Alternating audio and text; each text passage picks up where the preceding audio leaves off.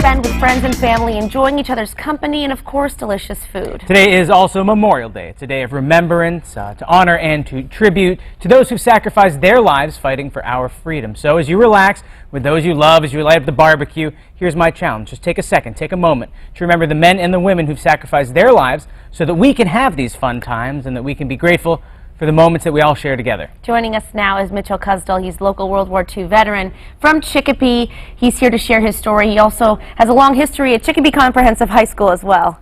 Right. Is that right, Mitch? That's correct. So many people may know you from there. Talk to us, start at the beginning. Where were you deployed? You served us in World War II. Well, firstly, I began at Paris Island. From Paris Island, I went to New River, Hadnot Point for the artillery training. From there, we went to Hawaii, and then when we left Norfolk, Virginia, we were followed by a German U-boat that was sleeping in the ports out there about 5 or 6 miles out in the ocean. But we were protected by all the destroyers and the escorts and the cruisers, and they were able to chase off the particular submarine that was scheduled to put us to our final place. And then we ended up at Pearl Harbor. But as we passed the Panama Canal, we were told that our mission has been changed. We were supposed to go to Tarawa. Never heard of Tarawa, and we said, what is Tarawa? But it was a rock that was badly needed for an airstrip, and we suffered extremely heavy casualties, and we were scheduled to go there. But fortunately, the island became secured. We ended up on the island of Hawaii, and then to Kauai for our final training. From there, we went to Inawita, Kwajalein, and we spent 30 days in our troop ship in the stifling, blistering heat. And finally, we departed for our destination, which was going to be either Saipan, Tinian, or Guam. We ended up on the island of Tinian, which is in between Saipan and 54 miles from Guam. And we had the largest B-29 base in the world. And that became a historic island when the Enola Gay took off to bomb a city in Japan, and the second bomber took off from the island. Boxcar took off from our island to bomb Nagasaki. And with those two bombs, they ended the war, and as a result, we came home from there. You must have just so many different stories that you can share, and that you are now 90 years old. Well, 90 in 6 months, you said, right? 90 and a half. 90 and a half. And you have amazing that you can share all of these stories, and so much respect for you and all that you've been through in your life. Now, I want to know, why is it so important for people to sit down and take a moment with their loved ones to remember what this day is really all about? Well, to enjoy all of our freedoms, I think we have to have family unity and family love.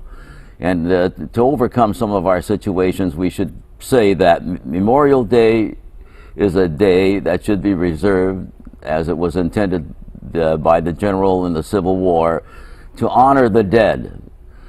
And now our wars have expanded, and I would say we should further recognize all of those who were injured and who came back with catastrophic injuries. And due to medical science, they've been restored and able to go back and do their regular jobs.